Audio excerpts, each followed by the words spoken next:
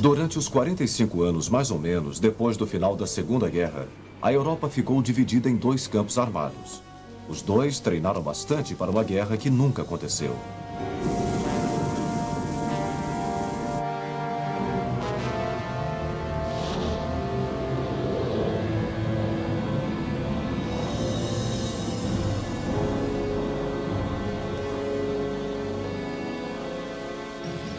Como esta situação se instalou logo depois do final de 6 anos do devastador conflito mundial?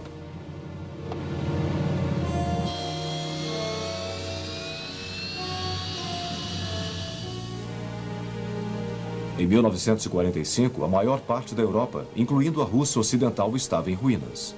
O norte da África estava tomado pelos escombros da guerra.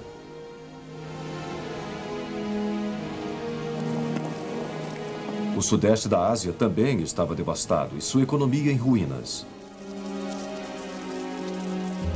A China sofreu terrivelmente. E poucas cidades japonesas tinham escapado da destruição pelos bombardeios americanos. Em todo lugar havia pessoas sem lar, pessoas morrendo de fome e pessoas que estavam física e mentalmente destruídas.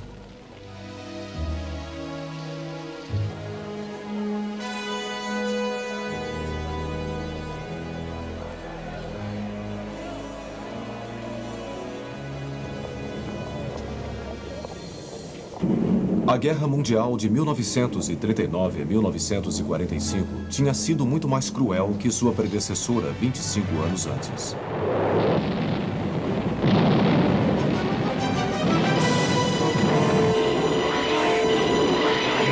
Dos aproximadamente 55 milhões que perderam suas vidas, 2/3 eram civis.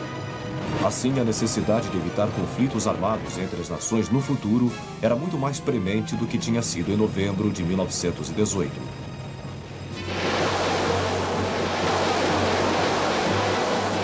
A Liga das Nações tinha sido incapaz de evitar a guerra na década de 30. Então, o que poderia ser feito agora para evitar no futuro o que poderiam ser conflitos mais destruidores?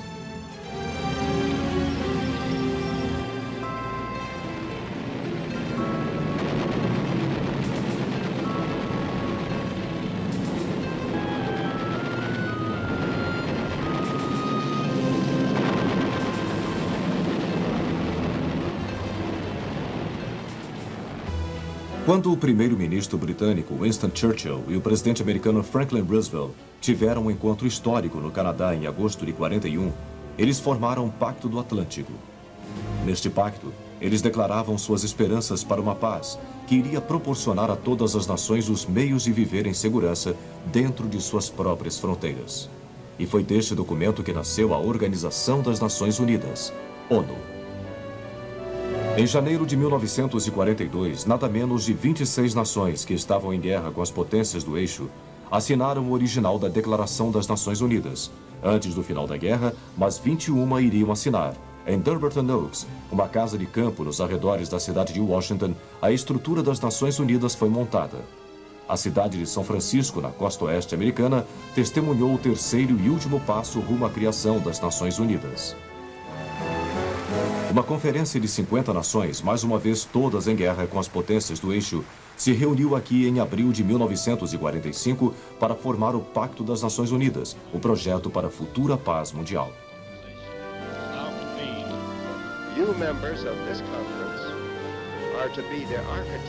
A Conferência de São Francisco foi aberta pelo presidente Harry Truman e o próprio pacto se tornou efetivo em outubro de 45.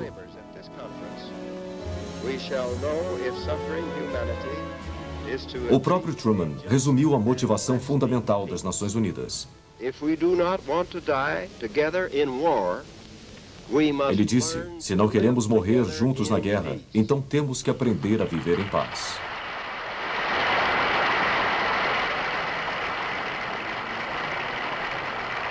Um resultado da criação das Nações Unidas que começou em janeiro de 1942. Informações sobre atrocidades nos territórios ocupados pelos países do eixo fizeram com que os governantes presentes em Londres avisassem que isso seria punido através da justiça organizada. Isso foi feito pelas Nações Unidas, cuja Comissão para Crimes de Guerra se reuniu pela primeira vez em outubro de 1943. Naquele mesmo mês, a América, a Inglaterra e a União Soviética avisaram a Alemanha que a maioria de seus criminosos de guerra seriam julgados por seus crimes.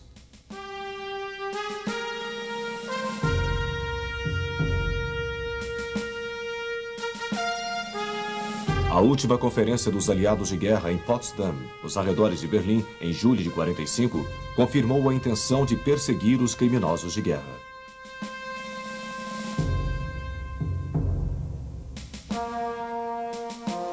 Os membros sobreviventes da hierarquia nazista foram levados para Nuremberg, no sul da Alemanha.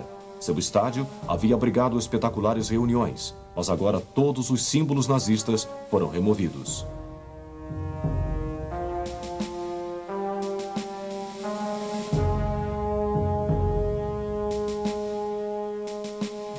Dos oficiais de Hitler foram julgados num tribunal militar internacional por crimes contra a paz, o que significava promover uma guerra de agressão, crimes contra a humanidade por encobrir atrocidades contra civis e crimes de guerra, que eram as violações das leis de guerra. O julgamento começou em novembro de 1945 e durou 11 meses.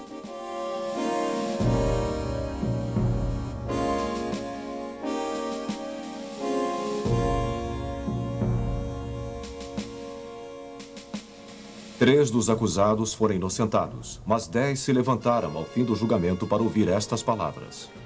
O tribunal os sentencia à morte por enforcamento. Um que escapou do nó do carrasco foi Hermann Göring, que havia sido auxiliar do Führer e também comandante em chefe da Luftwaffe. Enquanto aguardava a execução, ele conseguiu engolir uma pílula de cianureto que tinha sido passada às escondidas para ele. A prisão de Spandau, em Berlim, foi o destino do resto dos acusados. Aqui, eles eram guardados sucessivamente pelas tropas das forças de ocupação. A maior pena seria de Rudolf Hess, que tinha sido auxiliar de Hitler até ele ter ido para a Escócia em maio de 1941, numa bizarra tentativa de negociar os termos da paz com a Inglaterra. Ele nunca deixaria Spandau, morrendo no que alguns disseram ser circunstâncias misteriosas em 1987. Mas as nações individualmente também tinham seus próprios julgamentos para crimes de guerra. Em muitos casos, os acusados também eram sentenciados à morte.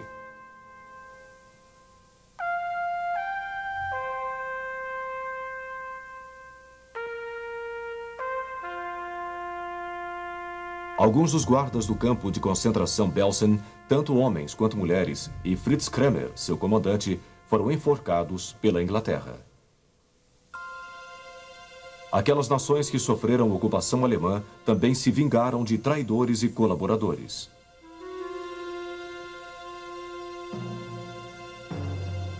A Noruega julgou e executou Vidkun Quisling, o homem que encorajou os alemães a invadirem seu país em 1940. A França julgou e aprisionou o antigo herói nacional Marechal Henri Pétain, que tinha chefiado o governo de Vichy depois da queda da França em junho de 1940. Do outro lado do mundo, um sistema semelhante de julgamentos de crimes de guerra se estabeleceu no Japão. O general Hideki Tojo, que como primeiro-ministro tinha levado seu país à guerra, tentou cometer suicídio antes de ser julgado.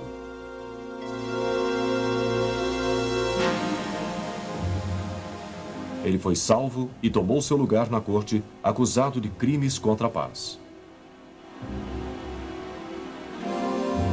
Ele também foi considerado culpado e enforcado, mas não antes de um estranho incidente na corte.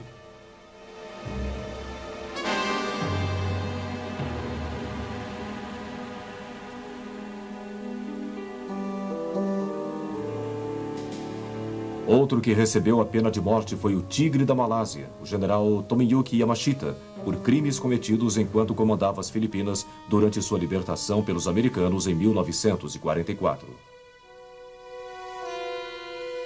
Os julgamentos por crimes cometidos durante a guerra continuam até hoje, especialmente em Israel, onde o desejo de punir aqueles envolvidos no Holocausto permanece forte. Adolf Eichmann foi sentenciado à morte em 1961. Klaus Barbie recebeu prisão perpétua na França, mais de 25 anos depois. Durante as investigações dos crimes de guerra na Europa, se tornou aparente que os russos estavam relutantes em revelar detalhes dos prisioneiros de guerra dos países do eixo que eles mantinham. Esta foi a única indicação da piora das relações entre eles e os aliados ocidentais. Na verdade, as reuniões no pós-guerra imediato das forças de ocupação da Alemanha mostraram que os russos estavam se tornando incrivelmente não cooperativos. Um dos primeiros a perceber a crescente seriedade da situação da Europa no pós-guerra foi o antigo líder britânico Winston Churchill, que no início de 1946 fez uma série de conferências nos Estados Unidos. No discurso para uma plateia, na maioria estudantes, em Fulton, no Missouri, em 5 de março, fez esta afirmação: de Stettin, no Báltico, até Trieste, no Adriático, uma cortina de ferro desceu por sobre o continente.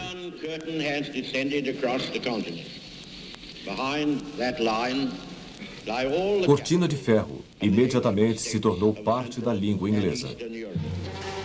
Os aliados ocidentais perceberam muito cedo que a Alemanha tinha que ser reerguida, o que significava colocar a indústria para funcionar outra vez. O principal exemplo disso foi a ressurreição da fábrica Volkswagen, criada por Hitler para produzir carros populares. O Besouro, também conhecido no Brasil como Fusca, provou ser um dos carros mais populares dos últimos 50 anos e ainda é visto nas estradas de hoje. Os russos, por outro lado, saquearam sua zona na Alemanha.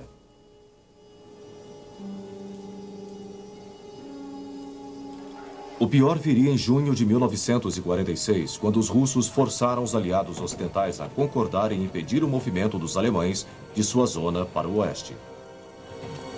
O resultado foi uma fronteira interna na Alemanha, uma cerca que dividia a Alemanha em duas. Isto era contra o que os aliados tinham concordado durante a guerra, que a Alemanha devia ser tratada como um país. Nesta época, as forças armadas ocidentais voltavam para casa para ser desmobilizadas. As que ficaram na Alemanha eram vistas como meras forças policiais para apoiar os governos militares zonais. Havia, entretanto, poucas indicações de que a União Soviética estava dando um passo significativo no sentido de reduzir sua vasta máquina militar dos tempos de guerra.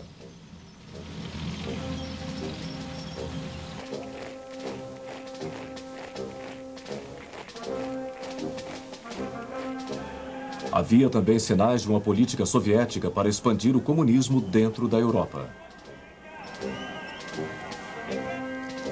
A Grécia já havia sofrido uma amarga guerra civil quando grupos de resistência comunista tentaram derrubar o governo logo após a retirada das forças alemãs ao final de 1944.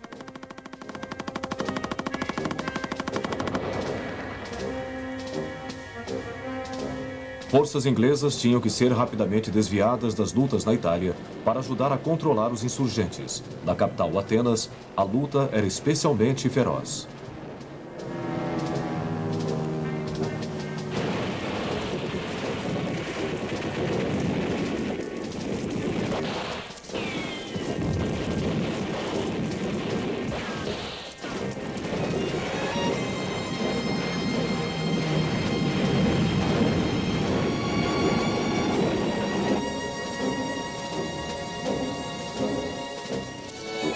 Finalmente, em janeiro de 1945, um cessar-fogo foi conseguido, mas a pedido do governo grego, as tropas inglesas permaneceram.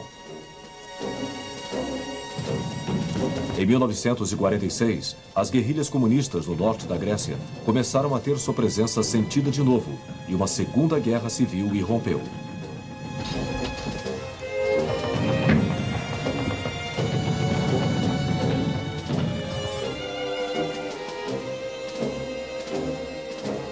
A Grécia reclamou com a ONU que as guerrilhas recebiam assistência da Bulgária, da Albânia e da Iugoslávia, todos estes com governos agora comunistas.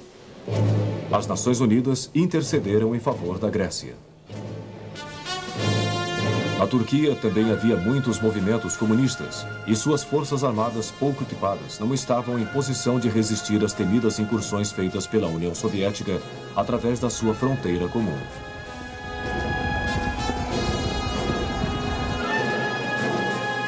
Ainda havia também o espinhoso problema de Trieste, que a Iugoslávia reclamara da Itália no fim da guerra.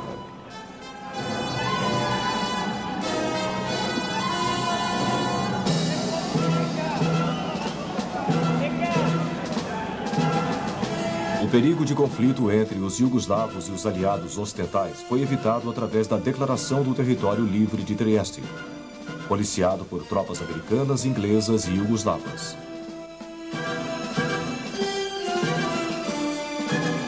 As nações do leste da Europa, que haviam sido todas libertadas pela Rússia, não tinham permissão de fazer eleições verdadeiramente democráticas durante os primeiros 2 anos de paz.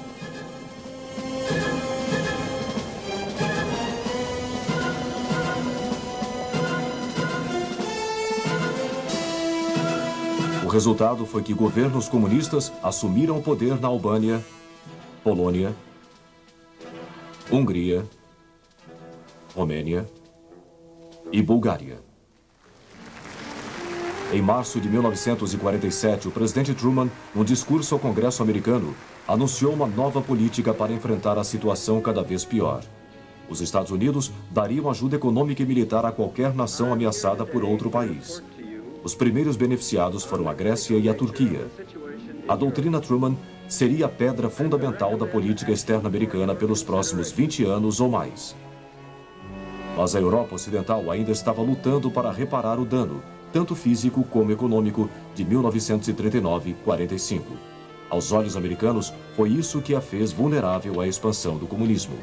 Consequentemente, em junho de 47, o general George C. Marshall, chefe da equipe americana na época da guerra e agora secretário de Estado, anunciou que os Estados Unidos estavam preparados para oferecer apoio econômico para ajudar os países europeus a se reerguerem. O Plano Marshall, como ficou conhecido, foi vigorosamente aceito pelos países da Europa Ocidental.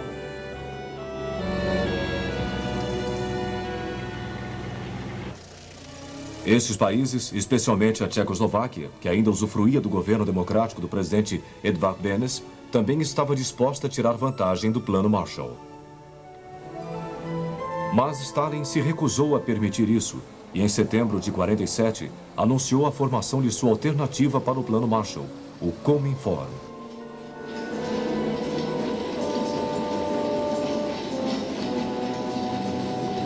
Mas os dias da Tchecoslováquia como democracia estavam contados.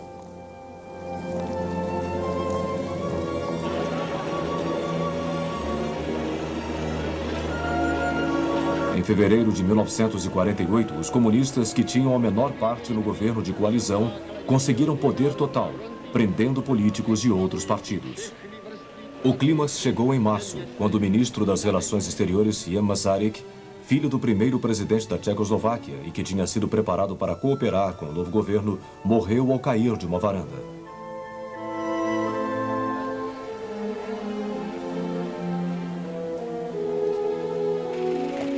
Os comunistas permitiram que ele tivesse um funeral com honras de chefe de Estado, porque ele tinha grande apoio popular, mas havia uma forte suspeita de que eles o assassinaram.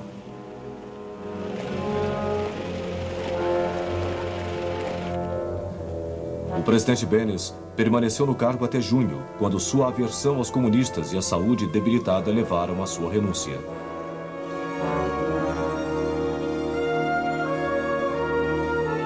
Com isso, o domínio de Stalin sobre a Europa Oriental estava completo. Stalin agora se voltava para Berlim, onde, sob a Declaração de Berlim de junho de 1945, os americanos, ingleses e franceses tinham zonas de ocupação na parte oeste da cidade. Isso trouxe a aprovação pelos aliados do tempo da guerra de que a Alemanha seria tratada como um país e teria sua capital finalmente devolvida. Em 24 de junho de 1948, os russos, sem avisar, fecharam todas as ligações terrestres, ferroviárias e fluviais das zonas aliadas na Alemanha Ocidental para Berlim.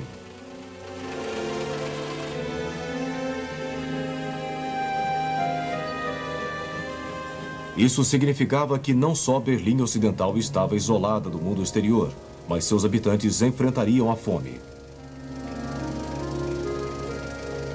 Os pedidos dos aliados ocidentais de que os russos reabrissem as ligações foram recusados, mas a força militar do Ocidente estava muito fraca para guerrear. Todavia, os aliados ocidentais não seriam forçados a se retirar de Berlim Ocidental. Eles então resolveram manter suas zonas na cidade, reabastecendo-as inteiramente pelo ar. Assim começou a ponte aérea de Berlim, um dos desafios mais notáveis encarados pelo poderio aéreo que o mundo já conheceu. Durante quase 11 meses, a Força Aérea Americana e a RAF, a Força Aérea Britânica, fizeram voos sem escala entre os aeroportos de Gatow e Tempelhof de Berlim, que se tornaram os mais movimentados do mundo. Os aviões entregavam tudo, desde comida, passando por sabão e suprimentos médicos, até combustível líquido e, principalmente no inverno, carvão.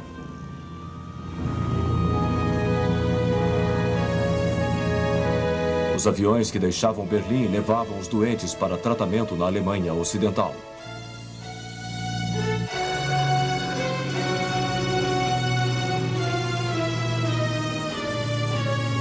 E assim o povo de Berlim Ocidental sobreviveu, mesmo tendo sido forçado a derrubar a maioria de suas árvores para transformar em combustível.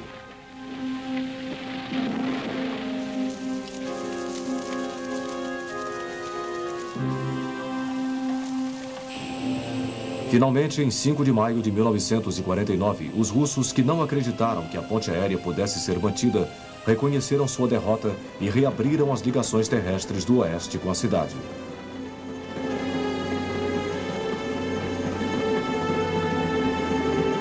Os berlinenses ocidentais puderam respirar outra vez, mas mesmo antes da ponte aérea de Berlim, o Ocidente tinha começado a mostrar maior solidariedade. Em março de 48, as nações da Europa Ocidental tinham formado uma aliança política, econômica e militar através do Tratado de Bruxelas. 6 meses depois, a Organização de Defesa da Europa Ocidental estava sob as ordens do Marechal de Campo Montgomery, famoso comandante britânico da época da guerra. Mas a América também estava se rearmando, ou pelo menos tentando. No início de 1948, suas forças de terra, incluindo os Marines, tinham sido reduzidas a 600 mil homens. Truman queria quadruplicar este número, mas o Congresso só concordava com um recrutamento limitado, que nos próximos 2 anos receberia 300 mil homens. A verdade é que a maioria dos americanos acreditava que havia outras maneiras de garantir a segurança ocidental. Uma delas era através do poderio aéreo, especialmente os novos bombardeiros, como este possante B-36.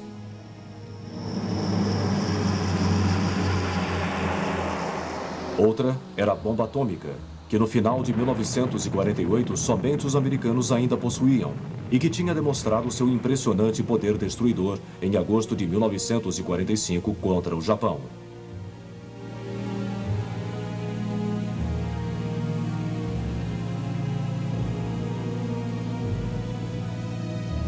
Não foi apenas a perda física que ela causou, mas queimaduras e doenças causadas pela radiação, e que os habitantes de Hiroshima e Nagasaki iriam sofrer nos anos seguintes.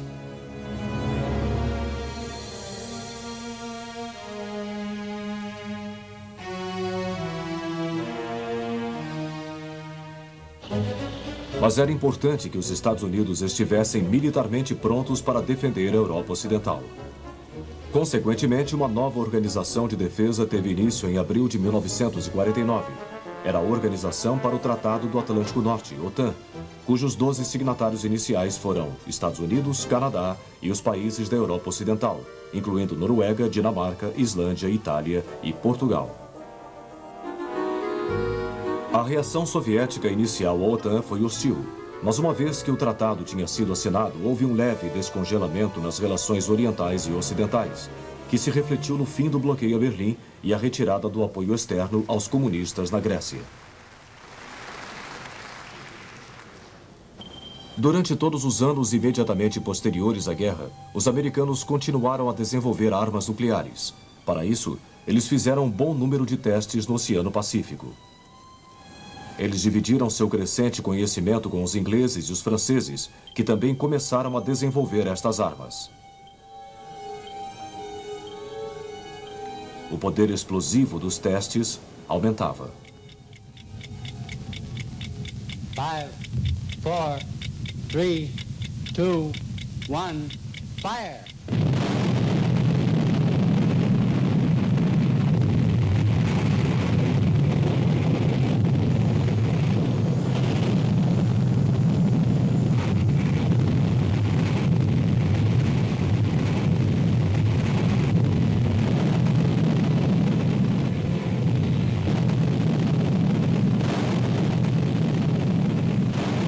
Mas em 29 de agosto de 1949, os russos realizaram com sucesso um teste com uma bomba atômica. Isso significava que a Guerra Fria agora tomaria uma nova e assustadora dimensão. Os russos foram capazes de desenvolver a bomba atômica tão rapidamente depois de 1945 porque pessoas envolvidas no programa americano de armas nucleares cederam informações secretas, em parte pela crença de que o mundo seria mais estável se os dois lados tivessem a bomba. Espiões como os Rosenbergs da América, o inglês e desertor Ken Philby e o empresário Greville Wynne, aqui visto em seu julgamento em Moscou, tornaram-se uma parte importante da Guerra Fria. Na década de 70, trocas de espiões que haviam sido apanhados aconteciam regularmente em Berlim.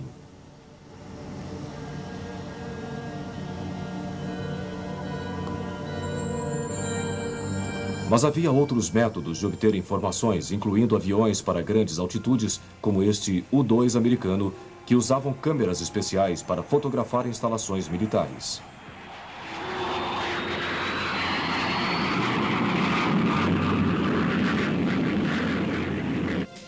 Em 1957, os russos lançaram ao espaço o primeiro satélite e na década de 70 estes começaram a suplantar os aviões espiões. Numerosos julgamentos no leste da Europa foram feitos como propaganda para expor as intenções capitalistas no bloco comunista. Nos Estados Unidos, o senador Joseph McCarthy levou a nação à histeria no início dos anos 50 com suas acusações de infiltração comunista em todos os setores.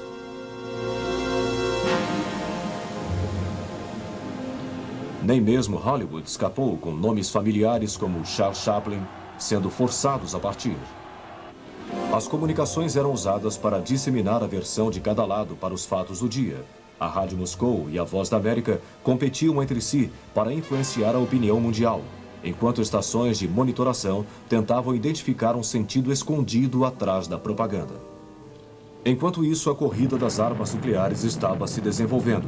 Em 1º de novembro de 1952, os Estados Unidos explodiram sua bomba de hidrogênio no atol de Eniwetok, no Pacífico.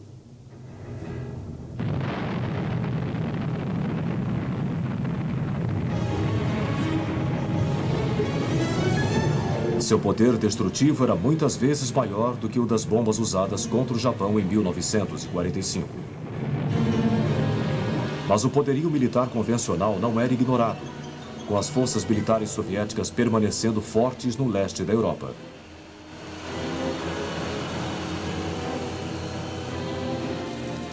A Organização para o Tratado do Atlântico Norte, OTAN, por esta razão, começou a fazer um esforço concentrado em 1952 para fortalecer suas próprias forças, especialmente na Alemanha Ocidental, que era vista como sendo a mais ameaçada.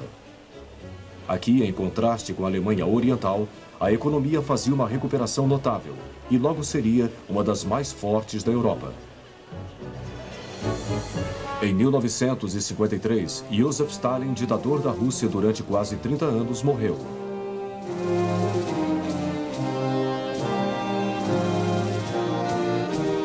Muitos russos ficaram desolados.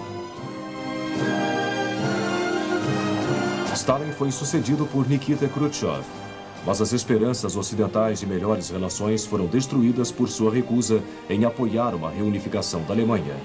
Khrushchev temia que isso pudesse ameaçar a União Soviética, como em 1941.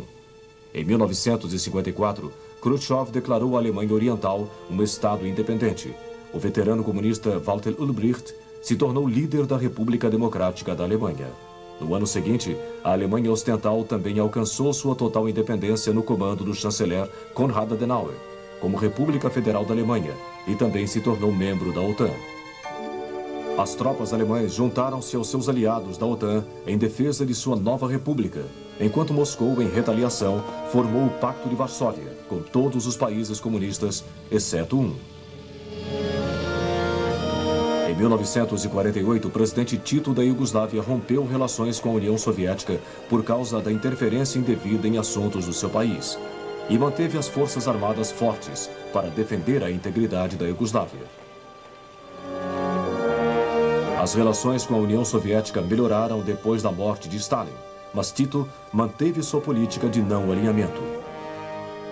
mesmo assim, a criação do Pacto de Varsóvia formalizou os dois campos armados na Europa, com a OTAN agora fortalecida pela inclusão da Alemanha Ocidental, da Turquia e da Grécia, que se filiou em 1952. A fronteira interna da Alemanha, que agora consistia de cercas de arame farpado, campos minados e torres de vigia, permanecia como símbolo da Europa dividida.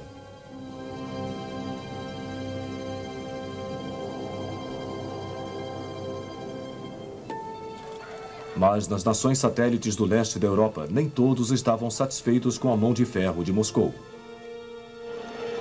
Na Hungria, os problemas iniciaram em 1956. Em 22 de outubro, sua capital, Budapeste, testemunhou um levante armado contra o governo stalinista.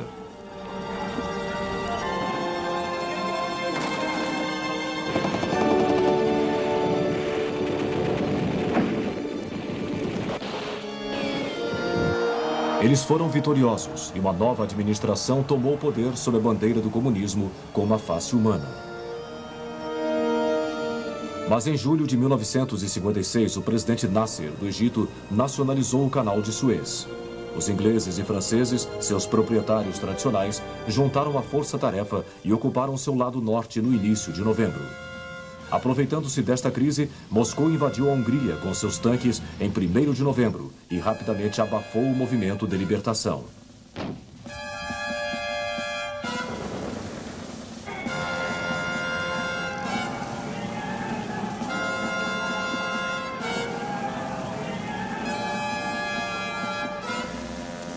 Muitos húngaros fugiram para o oeste e esforços para levantar a questão das Nações Unidas fracassaram frente ao veto da União Soviética.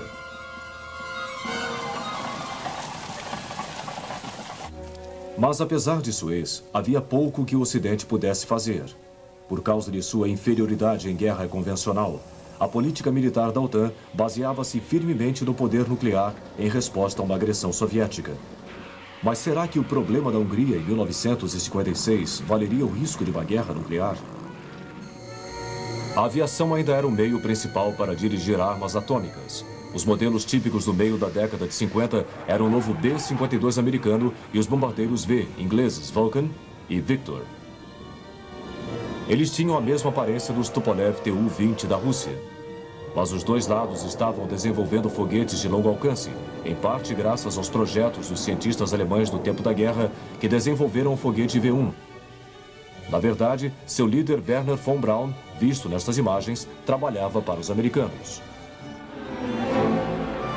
Armas atômicas de campo ou táticas também começaram a aparecer. Elas tinham a forma de foguete de curto alcance ou de projéteis nucleares disparados de canhões convencionais. As forças de terra da OTAN na Alemanha reconheceram a necessidade de mais veículos blindados, que oferecessem um grau de proteção contra explosões nucleares e que também possibilitassem a rápida concentração de tropas para fazer frente aos ataques do Pacto de Varsóvia. Os russos também dependiam bastante de tanques e de outros veículos armados.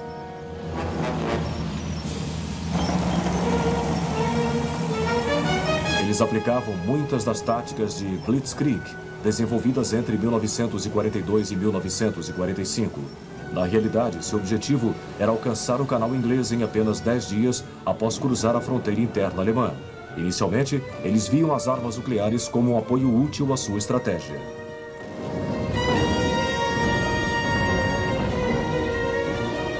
No final da década de 50, entretanto, com armas nucleares proliferando dos dois lados, os russos decidiram fazer uma investida nuclear inicial e depois simplesmente usar sua força convencional para tirar proveito.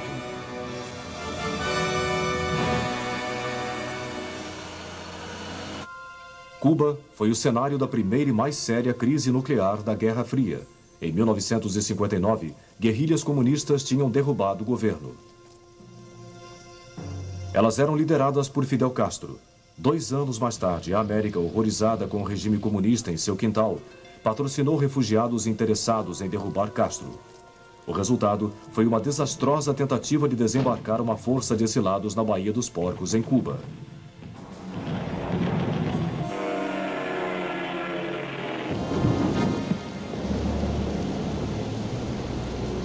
Moscou estava dando ao regime Castro uma crescente ajuda, especialmente com a artilharia.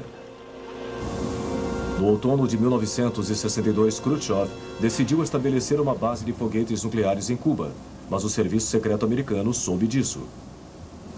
O presidente americano John F. Kennedy agora divulgou um ultimato. Ele diria: intimo o presidente Khrushchev a suspender e eliminar esta ameaça irresponsável, clandestina e provocativa à paz mundial. O mundo reteve a respiração, temendo que a guerra nuclear estivesse bem perto. Mas Khrushchev rapidamente voltou atrás, percebendo que o armamento nuclear americano ainda era muito maior do que o seu, e os mísseis foram removidos. Cuba serviu para desmentir a política de Khrushchev, declarada em 1960 de coexistência pacífica com o Ocidente. Assim como um fato em Berlim, no dia 13 de agosto de 1961, quando os berlinenses acordaram e descobriram os guardas da fronteira da Alemanha Oriental, construindo um muro ao longo de sua fronteira com Berlim Ocidental. O livre acesso entre o lado oriental e o ocidental, que tinha conseguido sobreviver às tensões da Guerra Fria, agora não era mais possível. Muitos berlinenses orientais se aproveitaram disso para fugir para o lado ocidental.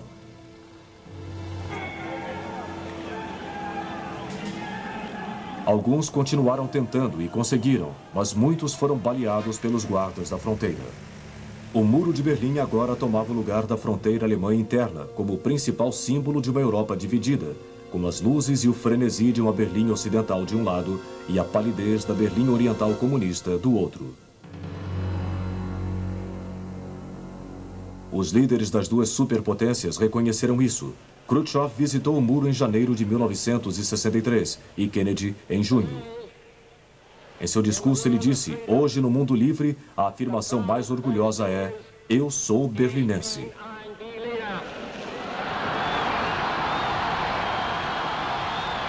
Em pouco mais de um ano, os dois desapareceriam do cenário mundial. O presidente Kennedy foi assassinado em 22 de novembro de 1963, quando visitava Dallas, no Texas, e Khrushchev foi deposto por Alexei Kosygin e Leonid Brezhnev em outubro de 1964. Agora, a atenção americana começou a se dirigir para o que seria a longa agonia do Vietnã.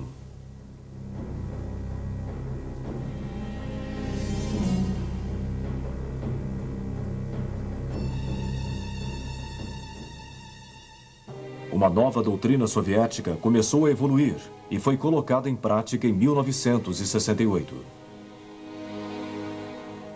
No início daquele ano, na Tchecoslováquia, Alexander Dubček forçou o primeiro-ministro stalinista a renunciar e tomou as rédeas do poder. Esta atitude ficou conhecida como a Primavera de Praga, uma liberalização repentina no país.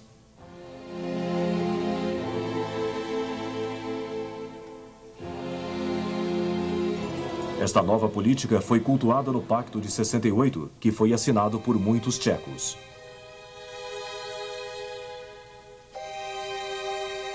O regime liberal não agradou a Moscou e o Pacto de Varsóvia iniciou manobras nas fronteiras tchecas.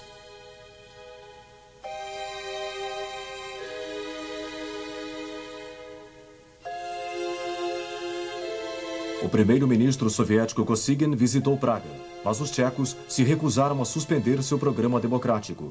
Temeroso de que esta liberalização pudesse se espalhar para outros estados do leste europeu, o premier soviético Brezhnev mandou tropas soviéticas alemãs orientais, polonesas, búlgaras e húngaras para a Tchecoslováquia em agosto. Diferente da Budapeste de 1956, não houve resistência militar e Dubček foi rapidamente deposto. Assim evoluiu a doutrina Brezhnev, em que uma ameaça a um dos membros do Pacto de Varsóvia era uma ameaça ao pacto inteiro. Mais uma vez, o Ocidente não se moveu. Assim como em 1956 ele estava preocupado com outra coisa, desta vez era uma onda de manifestações estudantis que varria todos os países. Mas ao final da década de 60, a política nuclear de ambos os lados tinha mudado fundamentalmente daquela mútua e assegurada destruição, ou MAD, louco em inglês. A OTAN desenvolveu a doutrina da resposta flexível. Isso significava que ao invés de apertar o botão nuclear, assim que as forças do Pacto de Varsóvia atacassem a Europa Ocidental, a resposta da OTAN seria gradual. Caso seus oponentes não recuassem, a resposta seria gradualmente endurecida até que cruzasse o limite nuclear. Isso significava que as forças convencionais teriam um papel mais significativo a desempenhar do que tinham até agora. Elas foram ajudadas por sistemas guiados de armas antitanques, como este SS-11 francês, o que significava que mais tanques podiam ser mantidos em reserva para conter os avanços do Pacto de Varsóvia. Mas os russos também estavam revendo seus conceitos sobre a primazia de armas nucleares nos campos de batalha europeus.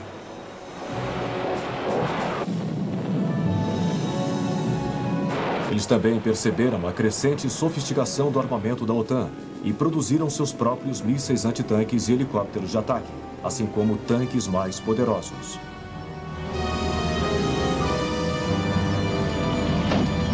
Mais uma vez, os russos voltaram ao seu tradicional conceito de alta velocidade ofensiva. Se fosse rápido bastante, ele poderia, em conjunto com forças especiais, passar pelas armas nucleares táticas da OTAN antes que elas pudessem ser usadas, e assim ganhar a guerra sem torná-la nuclear.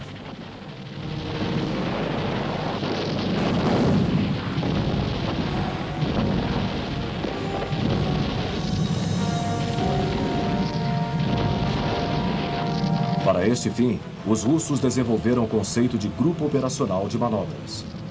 Esta era uma força toda de infantaria, apoiada por helicópteros de ataque, que poderia se infiltrar profundamente nas defesas da OTAN à frente do corpo principal de ataque e romper as cadeias de comando e controle, assim como dominar posições-chave.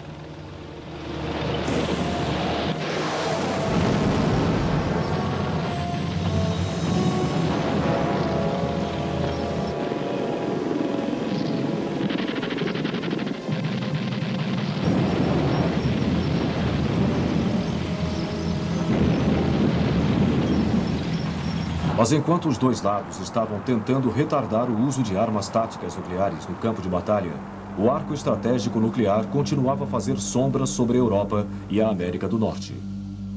As formas principais de envio continuavam sendo os aviões e os mísseis terra-a-terra, mas agora havia se juntado a eles uma terceira, o submarino balístico nuclear.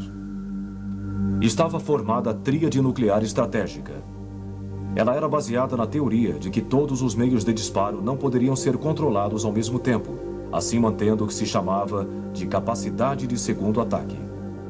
Mas na década de 70, os dois lados começaram a reconhecer que possuíam muito mais armas nucleares do que o necessário. Não só a corrida às armas nucleares estava aumentando em tensão, como se tornava cada vez mais dispendiosa para se manter.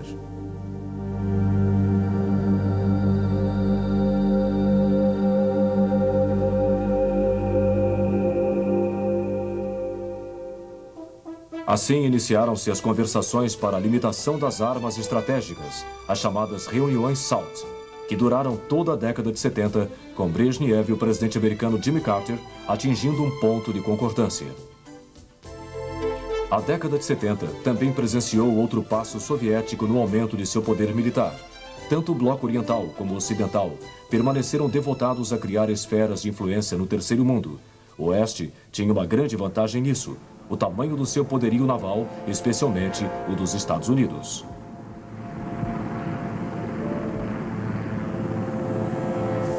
A Marinha Russa, em virtude de seu limitado acesso aos oceanos, sempre tinha tido a pior relação nas Forças Armadas.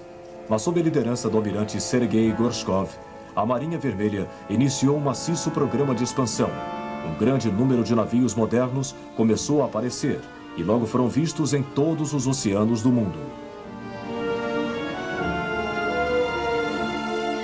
Os dois lados venderam armas aos países do terceiro mundo numa tentativa de ganhar influência.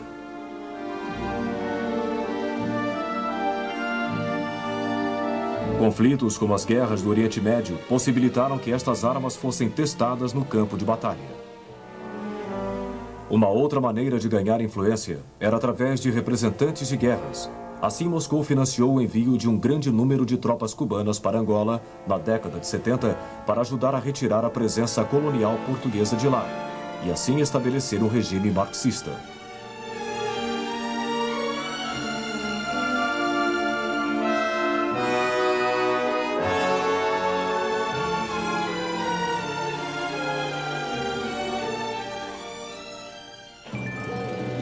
Mas, no meio da década de 70, o apetite americano pelo terceiro mundo havia sido diminuído pela terrível experiência do Vietnã.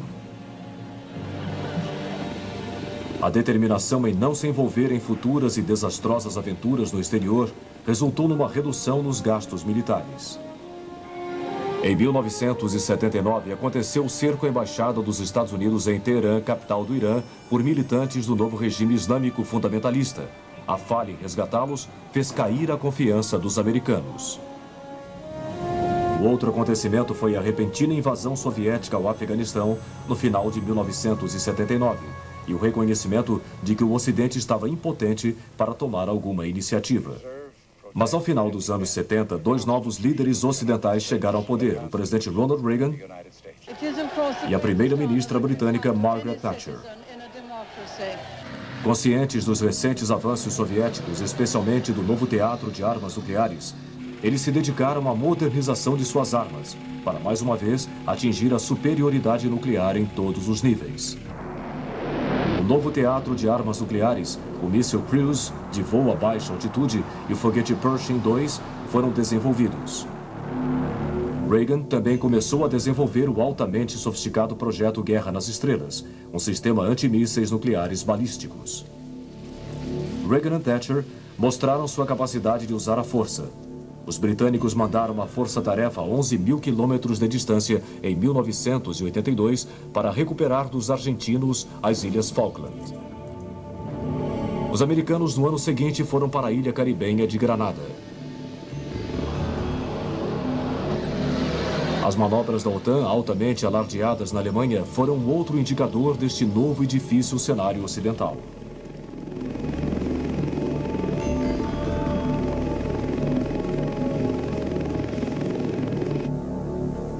Em contraste, os russos se encontraram sem saída no Afeganistão, que estava se tornando outro Vietnã. Colheitas ruins aumentaram seus problemas. Os problemas com a economia aumentavam, conforme a União Soviética se esforçava em acompanhar a tecnologia armamentista do Ocidente. Brezhnev morreu em 1982. O novo premier, Yuri Andropov, morreu 2 anos depois, e o seu sucessor 1 ano depois. Mikhail Gorbachev, um homem muito mais jovem, subiu ao poder.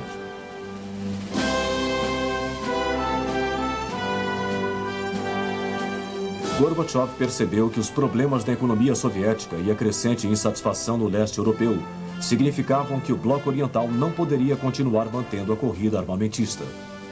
Numa série de reuniões com o presidente Reagan, Gorbachev chegou a um acordo na grande redução de armas, nucleares ou não.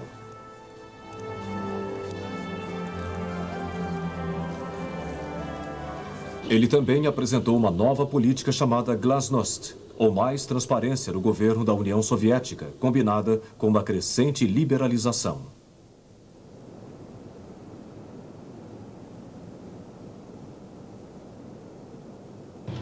Gorbachev também retirou as forças soviéticas do Afeganistão.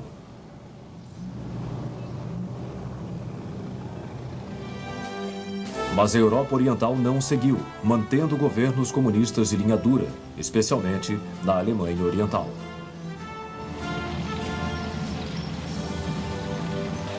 Mas suas populações tornaram-se crescentemente impacientes por reformas, e a situação chegou ao auge em 1989. Na maior parte dos países da Europa Oriental, forças democráticas ganharam o controle sem violência, como na vitória de Lech Wałęsa, na Polônia, e Václav Havel, na Tchecoslováquia. Mas na Romênia, a queda do ditador Nicolae Ceausescu foi sangrenta, especialmente em Bucareste, a capital.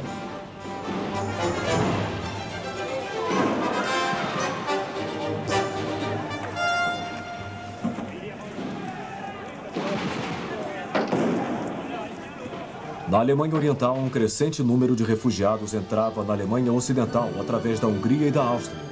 Incapaz de controlar o êxodo, o presidente Erich Honecker renunciou, mas os acontecimentos haviam ido longe demais para que seu sucessor retomasse o controle. Em 9 de novembro de 1989, o governo da Alemanha Oriental concordou em liberar o acesso entre Berlim Oriental e Ocidental. No dia seguinte, multidões se juntaram no Muro de Berlim e começaram a derrubá-lo. Apesar da OTAN só ter declarado o fim da Guerra Fria em junho de 1990, as multidões do portão de Brandenburg, em Berlim, sabiam que a ameaça da guerra havia recuado para além do horizonte e rejubilavam-se pela antevisão de uma nova era de paz e cooperação. A década seguinte, entretanto, rapidamente revelaria novas tensões e conflitos.